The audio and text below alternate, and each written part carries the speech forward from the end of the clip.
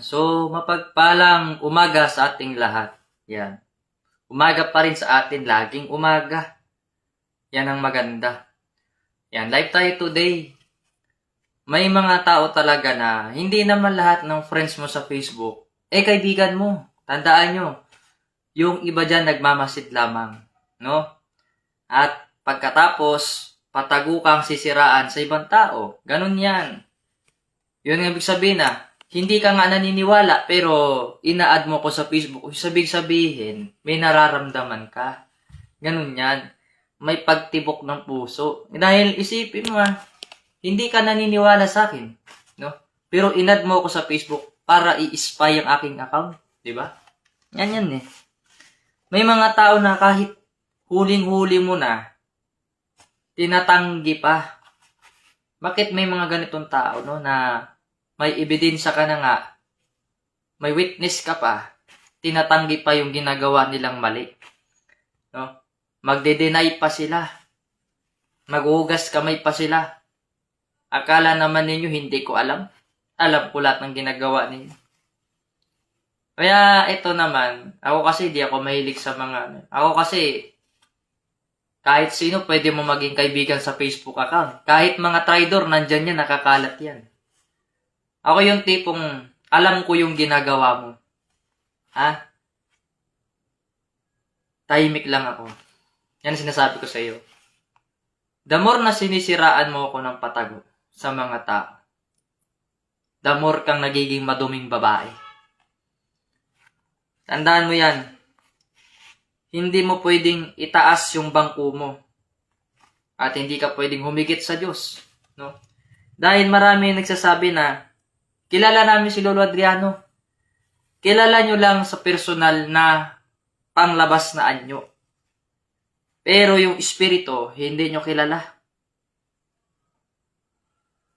Yan ang sinasabi ko sa inyo. Diba? Paano kayo makakakilala ng spiritual na pagkatao? Ang basihan nyamang ninyo ay yung pang-material lamang. Dahil ang tao ngayon, hindi naman tumitingin doon sa spiritual Pumasok sila sa organization, hindi para mag-aral ng mabuting aral or katuruan ng Diyos. Nandyan yan sila para magmasid at maghanap ng impormasyon na isisira sa iyo. Tandaan mo, sa lahat po ng mga nandito sa Facebook, especially na ako, sa akin, hindi na sa akin bago yung mga taong peke. Marami dyan, kilala namin si ganyan, kilala namin si ganito, kilala daw nila ako. Pero, isa-isahin mo sa kanila yung titik ng pangalan ko, hindi nila alam yung meaning yan. Ibig sabihin, hindi mo ako kilala. Diba? Ito yung, alam nyo sa totoo lang, ayoko talaga sa totoo lang. Ayokong pumatol sa babae. Kaya lang naman ako iniinis ng mga akala mo nung papatulan ko sila. Ako sa akin lang, sa opinion ko lang hindi ka nga member kaya hindi ka nakakakilala. Totoo yan. Pero sa panahon ko ngayon, maraming mga hindi member sa samahan, sa una kong sama na binuo na PBMA, pero lahat naman sila na nakakilala sa akin. Sa aking mga gawa. Isipin mo, manggagamot ka, hindi mo alam kung sino yung kaharap mo, kung traidor ba yan, totoo bang tao yan, nagpapakuna rin mabait ba yan, may personal interest ba yan sa'yo? Yung mga nakakaharap ko ngayon, alam ko na kaagad kung may personal interest ba sila sa akin. Dahil doon pala makikita mo pag honest yung isang tao. Kung ano yung iniutos mo, sinusunod niya ng walang labis at walang kulang. Ganyan yan. Ako masaya ako sa buhay ko at masaya po ako sa mga member na nakakasunod. Kaya sila lamang ang mabigyan ng kaalaman. Marami nagsasabi, kilala ko si Lolo Adriano, matanda na yun. Buhok niya ay mahaba na. Kaya nga sinabi ko sa mensahe ko, kilala nyo lang pala ako doon sa material kong katawan. Sabihin, makamundong bagay lang nyo pala ako kilala. Pero spiritual ko, na espiritu na banal, hindi pala ninyo ako nakilala na nandito ako sa bago kong material na katawan. Take note, hindi ako nag-i-insert sa ibang katawan ng tao. Ang sinabi ko nun pa man, magpapalit ako ng katawan at wala akong ini-insertan. Yung nagpapakalat na nag-i-insert na ganyan, yung makating dila yan na masamang tao. Para maligaw yung paniniwala at pananampalataya nyo. Nagpalit ako ng katawan ko dahil matanda na. Ngayon, bata na ulit ako, magawa ko yung mga gawain ng panggagamot. Kasi yan naman ang binalikan ko dito sa mundo ito, yung panggagamot. Hindi para patunayan ko yung sarili ko sa mga taong wala naman talagang kaalaman. Na hanggang doon na lamang katuldok talaga yung alam nila na kahit pilit nilang iangat yung sarili nila, doon pa rin sila sa antas yung katuldok lamang. So, paano ka magiging bright or magkakaroon ng kaalaman kung umaayon ka lamang sa sarili mong nalalaman? Kung balikan natin yung mensahe ko, sinabi ko, hanapin nyo yung mga bagay na hindi pa ninyo alam. Sa nino nyo hanapin nyo? Sa akin. Paano kayo matututo? Mga simpleng utos lang yan, hindi ninyo nagagawa. Kasi ang taong pasaway at hindi marunong sumunod, hindi talaga matuto. Ang gusto kasi ng tao ngayon, manipulation manipulado. Nandyan ang leader, andyan sila. Ang reason, maraming dahilan. Gusto lang nila makinabang sa organisasyon. Totoo yan. Hindi lahat ng pumapasok sa organisasyon ay handang tumulong sa programa ng Diyos. Minsan sila pa yung sumisira ng samahan. Gusto lang nila makinabang para sa personal nilang interes. Pero kasi ang Diyos kasi, pag nagbigay ng kaalaman sa inyo yan at programa, ang lahat ng tao makikinabang yan. Kung ang isang tao pinagkakatiwalaan ay hindi binubulsa yung pera na dapat para sa proyekto, para sa tao. So, ganun din yung nangyayari sa gobyerno natin ngayon. Na may mga pera ang gobyerno natin, binubulsa ng mga kurakot, kaya yung mga taong mahihirap, hindi natutulungan because sa mga crocodile. Dahil inuna nila yung pansarili nilang interes, imbis yung para sa taong bayan. So, ganito rin sa organisasyon, no? Hindi lahat ng mga nasarapan mo nakangiti, totoo. Akala mo, porque nakangiti ang mga yan, totoo sa yan. Hindi, yung iba dyan, tinatarantado ka ng patago. Akala nila, hindi ko alam yung ginagawa nila. Pero, ang hindi nila alam ko yun, tahimik lang ako. Ako yung tipong ugali ko, simple lang. Para akong timer yan. Nag-iipon ako ng ebidensya laban sa'yo. Pag na 100% yan, nabuo ko na lahat yung kalokohan mo, ihaharap ko sa'yo yung mga ginawa mong kalokohan. Isa-isahin ko sa yung kasalanan mo. Nakakahiya yun. Alam niyo ba yung pinakamahirap sa lahat na kunin yung tiwala ko? Dahil ang tiwala ko, pinakadabi sa lahat yan, pag pinagkatiwalaan ka, huwag mong sisirain, mamahalin mo ang founder mo. Dahil ako nga mismo nagbibigay namin sa'yo, wala naman ako masamang tinuturo. Di ba? Pag may mga sakit kayo, sakit kayo lumalapit, libre naman yung consultation. Di ba? Bakit nagagawa niyo pamanloko ng kapwa ninyo sa paraan ng mga alam ninyo? Bakit? Hindi ba kayo tinuruan ng mga magulang nyo ng mabuting asal? Yan ang mahirap sa inyo. Kapag ang tao hindi nag-aral ng salita ng Diyos or na doktrina at hindi nyo sinapuso yon, panigurado, pag may perang maliit dyan, para sa kanya malaki na ibubulsa niya yon. Tandaan nyo, ang taong masama, makikita nyo sa kanyang gawa. Kung siya'y mabuti ba o masama. Kaya yung mga pinagkakatiwalaan ko, tinitignan ko ng maigi yan. Kung talagang totoo ba sila sa akin. Pag inutusan ka na ito, ipadala mo to kay ganito, kasi pambili niya ng ganito, ibigay mo yung pambili para sa kanya. Huwag mong bilhin yung bagay na hindi naman niya dapat siya mamimili na para sa kanya. Alam niyo yung ugali ko, nag-observe lang ako sa mga hindi tunay na tao. Ngayon, masaya naman po ako. So, binabati ko pala ang dati kong serbisyo, si taga Palawan. Si Navarrete, no? Isa yan sa mga personal serbisyo ko. Tsaka, binabati ko po yung buong pamilya mo. Pagpalaing kayo ng sobra-sobra, sa sobrang kabaitan ninyo. Inalis kayo ng Diyos sa isang samahan na ubod ng mga pamimera at kasinungalingan lamang. Tapos, sino yung naninira sa akin? Yung 2 hari dyan? Sino? Sino nagbigay ng otoridad sa inyo? Na maging hari kayo sa mga kabuangan. Hari kayo. Tapos, ang ginagawa niyo paninira sa organisasyon. Paninira sa ibang pangalan ng tao. Walang hari na bastos, tandaan nyo yan. Kahit ako, nasa loob ng organization ko, halo-halo lahat. May Moncado, Rizalian, Iglesia ni Cristo, Born Again. Welcome sila dito. Hindi ako naninira ng paniniwala nila. Kung born again ka, masaya ako dyan. Kung dyan ka at pumunta ka dito sa samahan ko para makapakinig. Pero sasabihin mo, 2 kings kayo dyan. Tapos yung paninira nyo sa akin, kala nyo, hindi ko rin alam. Alam ko rin.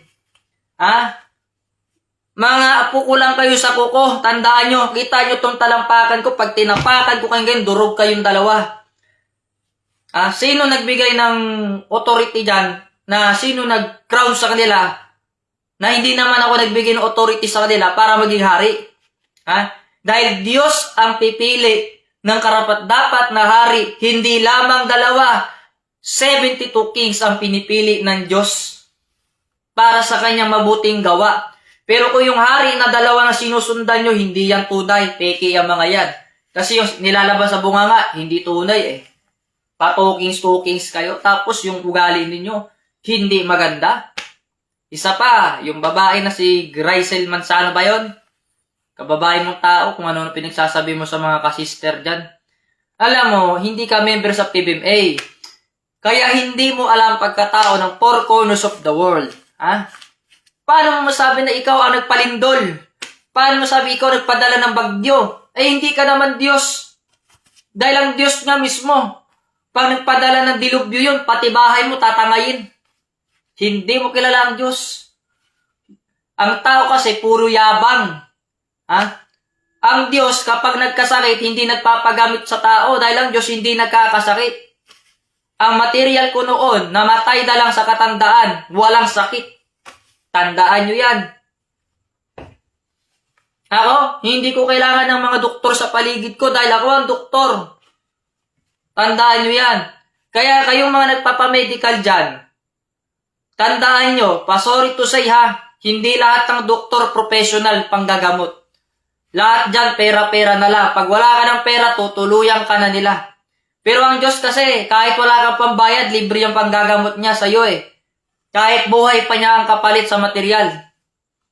Ako, nanggagamot ako. Pero kung hindi nyo masundan yung mensahe ko na yon, mapahamak talaga kayo. Kaya sabi ko, bakit kayo pupunta sa doktor? Meron tayong Diyos na mas higit pa sa kanila na perpekto na hindi kayo talaga bibigyan ng reseta na may halong droga. Kita nyo, sasabihin niyo gusto nyo masugpo yung droga sa Pilipinas. Baka hindi nyo alam yung mga iniinom ninyo mga biogesic o ano pa man dyan.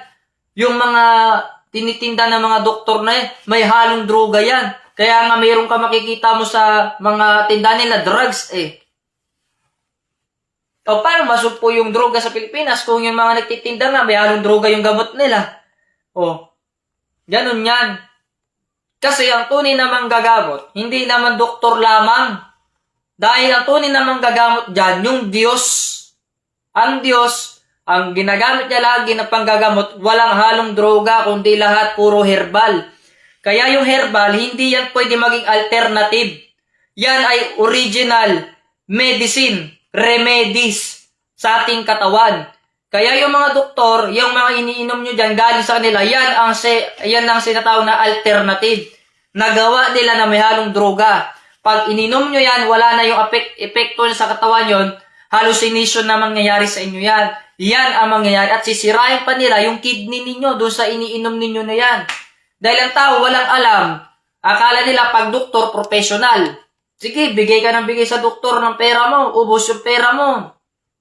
Pag wala ka ng pambayad, tuwang-tuwa yung doktor yan kasi tutuluyan ka na nila. Ipapasa ka na nila doon sa kamatayan. Ang kikita na naman sa'yo, yung morgue. Ganyan niya, sinasabi ko sa inyo. Kaya mag-isip kayo ng maigi, mga anak. Wag lang yung nalalaman nyo lang, doon lamang kayo nakabase sa nalalaman ninyo, katuldok lamang. Di ba? Mayroon naman nagpapakilala dyan, spiritual wonder boy. Wag mo nga gamitin yung pangalan ko. Dahil hindi naman kayo ang may hawak ng dokumento. Nagpapakilala kayo spiritual wonder boy. Hindi naman kayo may hawak ng dokumento. Hindi naman kayo si wonder boy. Isa lamang kayong mga alipuris nagpakalat-kalat ng balita dyan. Dahil hindi naman kailangan ng tao ng buong kayamanan ng mundo. Ang kailangan ng tao dito, yung kayamanan na kaalaman at spiritual na makakaligtas sa kanilang kaluluwa. Kaya nga, that's good.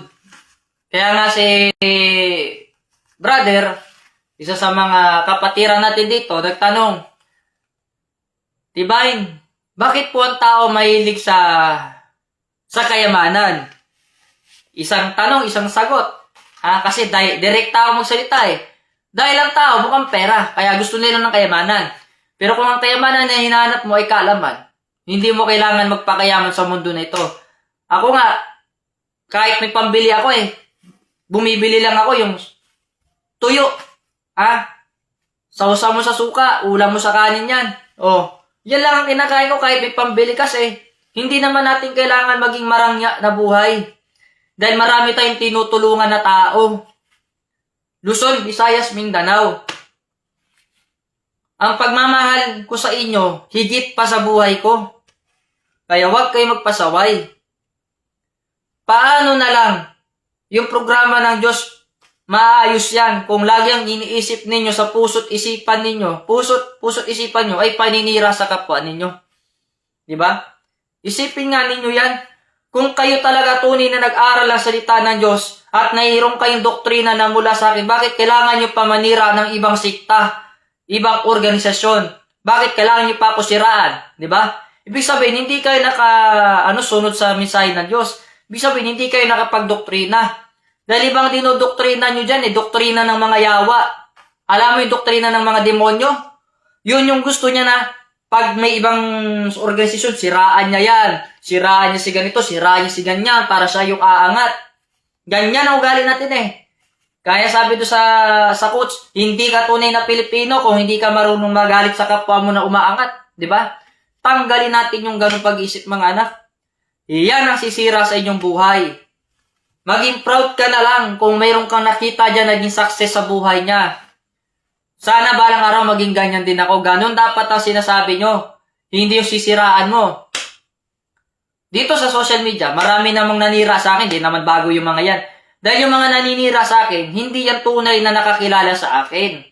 Hindi yan tunay na nadoktrina ng salita ng Diyos. Kasi kung talaga nagdoktrina sila, kita mo yung mga tao may doktrina sa ibang simbahan o sa ibang sekta. Kahit hindi nila ako kilala, hindi sila nagsasalita ng masama sa akin. Dahil alam nila, ang bawat tao nilikha ng Diyos na iyroong calling. Ganyan yan wala ka namang alam sa spiritual. Ang alam mo lang, ngawa ka ng ngawa. Pakampi ka sa founder mo. Paguntugin ko pa kayo ng founder mo. Hindi ako takot. Kahit kanino pa yan, sinong taong Herodes na demonyo yan dyan. Hindi ako takot. Buisit lang yung mga yan. Ako matakot ako. Sindikato nga, takot sa akin. Pinahimas ko ng rehas. Kayo pa kayo mayayabang dyan sa organisasyon nyo. Na wala namang narating, kundi mamira lang kayo sa mga membro ninyo. Tapos pag hindi kayo nasunod, tanggalin ninyo. Kung wala namang pambayad yung tao, bakit mo pipilitin, di ba? Ang pagtulong sa kapwa, hindi lang naman sa pera nakikita ang pagiging good Samaritan. Kahit bigyan mo, ako nga, minsan kahit wala naman tayo ganong kalaking budget, minsan kung mayroon tayo, na tumutulong pa rin ako. Di ba? May namamalimos dyan, bigyan mo lang ng pagkain, okay na yan. Kasi ang good Samaritan, hindi mo naman kailangan ng pera sa lahat ng bagay pag tumulong ka. Mayroon kang tanim sa backyard mo. Sa backyard mo, sa yard mo, dyan. Tanim ka ng mga ano dyan. Kahit yung kapitbahay mo, abutan mo lang ng kangkong, matutuwa na yan sila. Pagtulong mo sa kapwa mo, kasiyahan ng lahat. At pag ang pagtulong mo sa kapwa mo, nakita ng Diyos yan, nabukal sa puso mo nang walang hinanakit, matutuwa sa iyo yung Diyos. Akalain mo ang pagtulong pala, hindi lang pala sa pera. Yes, kung marami kang tanim dyan na palay, mamigay ka dyan sa mga nagugutom. Kaya ako masaya ako Kasi ang tunay na tao, ang tunay na nagdoktrina sa Diyos, hindi yan sila manghusga. Ito maganda rin yung tanong sa akin. Maganda rin yung nakita ko. Meron nga dyan, member sa PBMA daw daming tattoo sa katawan. Bordado. Nagyabang sa. Member po ako sa PBMA. Sabihin ganon, daming tattoo sa katawan. Akala mo scratch paper, kung tapon mo sa basura. Sabi ko sa kanya, alam mo, ang tunay na member ko sa PBMA, takot yan sila gumawa ng isang bagay na masama. Number 1 yan, bakit mo pakakargahan yung katawan mo ng tato? Na alam mo naman pala na sa loob ka ng organisasyon. Pangalawa, bakit ka nagsasalita ng hindi maganda sa kapwa mo? Kahit hindi sa loob ng organisasyon, kahit sa ibang tao, wala kang karapatan magsalita ng hindi maganda. Kahit sa akin pa. Dahil hindi nyo naman ako kilala baguhan lang kayo dyan sa mga samahan nyo na yan. Ang tunay ko mga serbisyo, may uban na. May uban na at marunong rumispeto sa akin kumilala. Dahil kung ano yung katawan ko noon, kung ano yung ugali ko doon sa una kong katawan bilang Ruben, ganon din sa akin pagbabalik. Yun pa rin ang ugali ko na itom, stricto. Hindi kayo sa akin po pwede, hindi kayo papasa sa akin. Kasi kahit anong pigil nyo sa akin, lalabas pa rin ang katotohanan. Wala akong pakialam sa iyo. Kahit hindi ka maniwala. Dahil ang pagdating ng panahon, kayong mga hindi naniwala, ipatapon ko sa malayong lugar. Mapahamak kayo. Yung mga naniwala, ito lamang yung titira doon sa programa ko. Sino yung mga naniniwala na yung gumagawa, tumutulong? Ha? So lahat yan, pag dumating ang panahon ng programa ko na yan, naging maayos na. Gusto nyo ba kayo ang titira doon sa kaharian ng Diyos? Kayo lang ang pwedeng may karapatan tumira doon kung saan hindi kayo nagkakasakit, libre ang kuryente, tubig, wala ka nang problemahin, kundi ang dapat mo lang gawin, sumamba sa tunay na Diyos na nagbigay sa inyo ng buhay. Kaya nga tinuturo ko sa inyo kung ano yung ugali ng Diyos para sa ganun malaman ninyo at hindi kayo magkakamali. Kasi minsan, kung sino pa yung inuusgahan ninyo, yun pa yung marami nagagawang mabuti. Diba? Samantala yung hinuhusgahan ninyo, wala namang ginawang masama, ginagawa nyo ng kwento. Hindi ba't ganyan ang ginagawa nyo sa akin? Pansin ko yan eh. Sila, nagpa-member sila sa organisasyon para lang may pagyabang. Ha? Tapos siraan nila yung iba. Ako nga, wala akong ginagawang masama sa inyo. Magalit kayo. Gawang ka pa nga, himuan kapag nilang istorya. Dautan ka pa nga nila. Saan yung mga utang nyo? Sa talampakan? Alam nyo, sa totoo lang, nung panahon ko, pag bastos manilita sa akin yung tao, sisipain ko palabas. Ganon yung ugali ko. Buti nga, binago ko ngayon eh. Hindi na ganon ginagawa ko, pinababangbang ko na lang. Diba? Eh, gusto nyo kasi, yung pagkamabait yung tao, inaabuso ninyo eh. Ganon ang tao mga anak. Kapag mabait ka, inaabuso ka nila. Pag pinakitaan mo naman ng kalupitan mo, sasabihin nila sa'yo masama kang tao. Bakit? Ang Diyos wala bang karapatan magalit sa mga kagaya ninyong mga yawa? Kapag yawa ka, magagalit ang Diyos. Siyempre, para hindi magalit ang Diyos, gagawa ka ng mabuti sa kapwa mo, tsaka sa akin. Yun ibig sabihin yun. Hindi mo pala kilala yung Diyos na sinasamba mo eh. Pamember ka lang pala sa samahan para magyabang ka dyan. Wala yan. Kahit ipakita mo pa yung video ko doon sa mataas mong leader, wala akong pakialam. Mga anak ko lang yan sila. Wala silang karapatan magsalita sa akin ng di maganda. Baka pag ako nabwisit, kasuhan ko pa kayong dalawa, pasara ko pa yung organisasyon ninyo. Kaya ko gawin yon. Kaya lang naawa lang ko sa inyo kasi pag pinatanggal ko yung samahan nyo, para kayong mga langgam na pakalat-kalat sa lansangan. Ha? Pasensya lang tayo kasi ako mabait ako tao, pero pag subukan mo ito, di sa akin pwede yun. Matapang ka sa social media, tapos pasusumbong ka sa founder mo. Ano ako, matatakot ako? Wala akong kinakatakutang sindikato. Kahit masamang tao pa, di ko kinakatakutan. Yung tao nga, yung masamang tao nga natatakot sa akin. Minsan nagbabago na nga ng buhay. Sipin mo, masamang tao. Nagbagong buhay dahil sa akin. Bakit? Gusto niya na maligtas yung kaluluwa niya. Ay, kung dati, nagbibisyo ka, umiinom ka, nagdodroga ka, nagmamariwana ka, magbagong buhay ka na. Ha? Ganyan yan. Kung dati gawain mo, nanluloko ka ng kapwa mo, tapos yung pera ng mga member, binubulsa mo. Hindi ka honest, magbagong buhay ka na, nakakahiya ka. Alam ng Diyos na kung anong ginagawa mo, hindi lang nagsasalita yan. Nag-iipon yan ng ibabato sa'yo pagdating ng panahon. Kaya yung mga ginagawa ninyo, alam ko yan. Alam na alam ko yan. Huwag kayo magsisinungaling sa akin. Huwag kayo maglilihim. Alam na alam ko yan. Anong palagay mo sa akin? Pag nanguliksyon ka dyan sa mga tao, hindi ko alam. Alam ko yan. Bilang ko yan. Kahit yung buhok mo, bilang na bilang ko yan. Alam ko kapag isang piraso na lang buhok mo, pinapa-hairstyle mo pa. Oh. Ako kasi, lagi paalala at pangaral ang gusto ko ibigay sa tao. Para hindi sila maligaw. Kasi hindi ka naman pwede pumasok sa kaharian ng Diyos kaya kung may sungay ka man. Hindi ka naman pwede pumasok sa kaharian ng Diyos kung bastos ka. Hindi ka pwede pumasok sa kaharian kung abnormal ka. Diba? Ang pwede lang pumasok sa kaharian ng Diyos, yung may mabuting puso.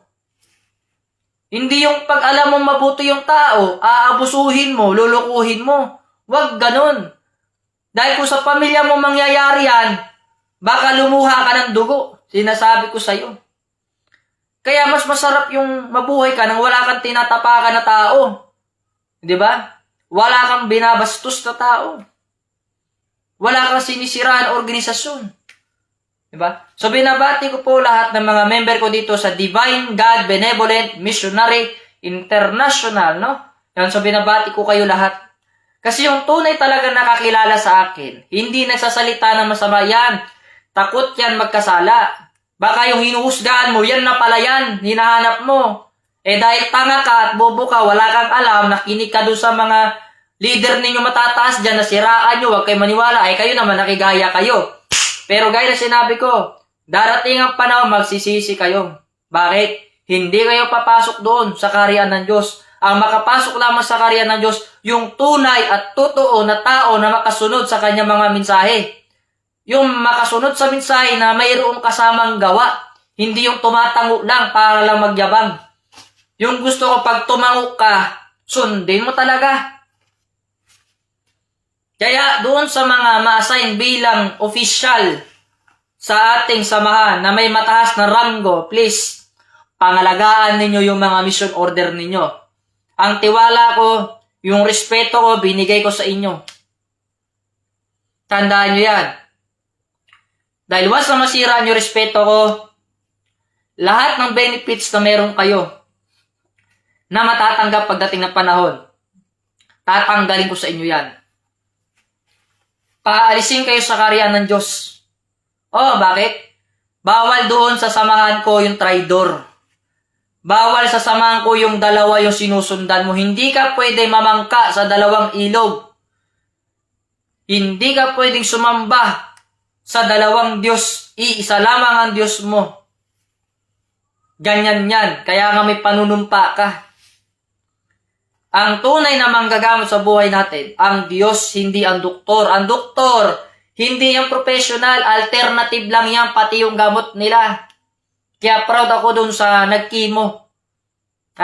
Nag-stop na siya, gumaling na siya, nanumbalik na yung dati niyang kulay. Kasi ang sakit niya, hindi naman galing doon mismo sa physical lamang, spiritual yon. So kapag ang Diyos mismo nilapitan mo, makikinig ka at susundin mo. Huwag ka matakot doon sa pananakot ng doktor na pag hindi ka nagpakimo, mamamatay ka.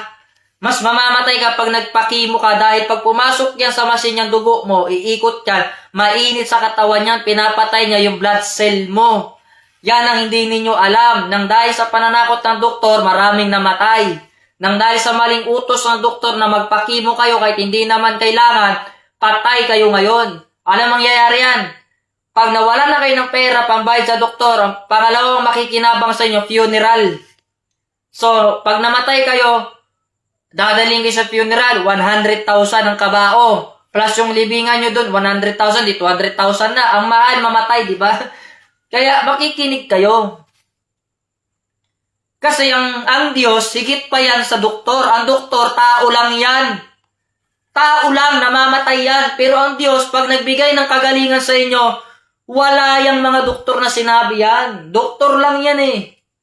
Yung binibigay niya na gamot sa inyo, alternative lang yan. Hindi yan for lifetime na kagalingan.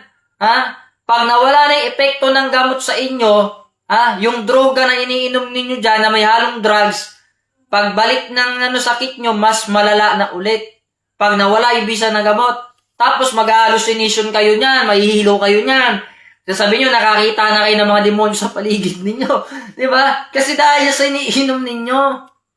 Wala kayong alam. Ang alam nyo lang, yung doktor na nagbibigay sa inyo ng kaalaman na baloktot din naman. Maraming doktor dyan. Doktor kwak-kwak, pinapatay ang pasyente, buhayin. Kaya nga yung mga manggagamot, sinisiraan nila kasi takot silang maubusan ng pasyente. Ganon yan. Yan, doktor kasi, kahit pagkumparay mo sa Diyos yung doktor, wala naman sinabi yung doktor eh. Tao yan, di naman Diyos yan eh. Ang tunay na doktor talaga, yung Diyos natin. Na nakakaalam ng lahat. So, yun ang susundin natin. Tinakot ka ng doktor. Sir, kailangan mag-chemo kasi kung di ka mag-chemo, mamamatay ka na. Bukas na lang yung buhay mo. Naniwala ka, nagpa-chemo ka, doon pa lang sa chemo, patay ka na. Bakit? Pagpasok niya ng dugong mo doon sa machine, ikot yan, mainit sa katawan yan. Minsan manlalamig ka pa. Yan ang sinasabi ko sa inyo. Kaya, ang susundin nyo, yung payo ng Diyos, hindi payo ng doktor na ikasisira ng buhay ninyo at ikamamatay nyo. Nasaan ba yung buhay? Nasa doktor ba o nasa Diyos? Sino ba nagbibigay ng life everlasting? Buhay na walang hanggan, di ba? Ang Diyos? Ang Diyos, hindi ka tuturuan ng mali. Ang doktor, magpapayo yan ng mali. Hanggang sa mapunta ka na sa critical sitwasyon, mamamatay ka. Ayoko mangyari sa lahat yan. Makinig pa rin kayo sa Diyos. Dahil ang Diyos mismo, the best sa lahat yan. Kaya yung mga napagaling ko, nung gumaling na sila, natuto na sila mag-spiritual, kanya-kanya na sila. Di ba? Walang utang na loob. Yun ang sinasabi ko. Kaya minsan mahirap magpagaling ng pasyente kasi pag gumaling na yung sila, sumasama yung ugali ulit, bumabalik sa pagiging pilyado. Kaya minsan sinasabi ko, bahala kayo sa sakit ninyo kung kaya nyo gamutin. Sa doktor nga, nakakalabas kayo ng milyon-milyon dyan, tsaka thousand-thousand. Sa manggagamot, simpleng pangangailangan, di nyo pa kayang ilabas, hindi naman malaki. Yun ang sinasabi ko, compare mo yung manggagamot sa Diyos. Ang Diyos kasi, higit sa lahat yan. Yan ang gumawa niya ng universo, yan ang gumawa ng buhay natin, yan ang nagbigay sa atin ng pagkain, yan ang nagbibigay sa atin ng kaligtasan, at yan ang nagtuturo ng tama at ano yung mga dapat na hindi natin gawin dito sa mundo na maling gawain. Nagtuturo ang Diyos ng tama na tama mong gagawin at nagtuturo din yan yung Diyos tungkol doon sa maling gawain na hindi mo dapat gawin. Kasi ang buhay natin dito, maiksi lang. So dahil sa takot mo sa doktor at sulsul sa'yo ng mga kamag-anak mo, ayan, patay ka dyan sa doktor, delikado ka. Once na nag-start ka na ng chemo, pag wala ka ng pera, kawawa ka. Kaya nga nagpapayo ako sa inyo ng mga alternative ninyo na dapat ninyong inumin para hindi na kayo magpa-chemo. Dahil once na nag-exercise ka, araw-araw, para ka na nagkikimo niyan kasi yung dugo mo nagsisirculate, dahil tamad ka, batugan ka, umiinom ka ng soft drinks araw-araw. Pakipakapi ka lang, hindi ka nag-exercise. Talaga yung dugo mo hindi kikilos. Kung nag-exercise ka, higit pa yan sa chemo. Ang chemo, tutusukan ka, masakit. Pero ang exercise, wala kang mararamdaman na sakit, pero healthy ka, di ba? Kita nyo bakit maganda katawan ko? Kasi nag-exercise ako. Di ba? Tatanda tayo nang walang sakit. Kaya sabi ko, paano nyo malalaman niya kung hindi ko sabihin sa inyo ito? Di ba? Malaman nyo ba yan? Ang tao, nalalaman niya hanggang doon lamang. Katuldok, kapiranggot, pero ang yabang.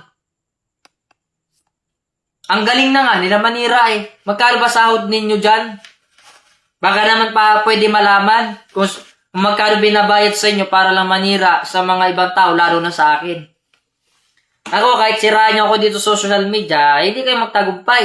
Kahit pigilan nyo itong katotohanan, lalabas pa rin itong katotohanan. Ako ang original eh. May nalaman pa kayong patukings-tukings, mga basura kayo. Anong tukings dyan? Walang tukings-tukings sa akin dito. Ang tunay na hari, hindi nyo kilala. Ang tunay na hari, hindi nyo lubos kilala.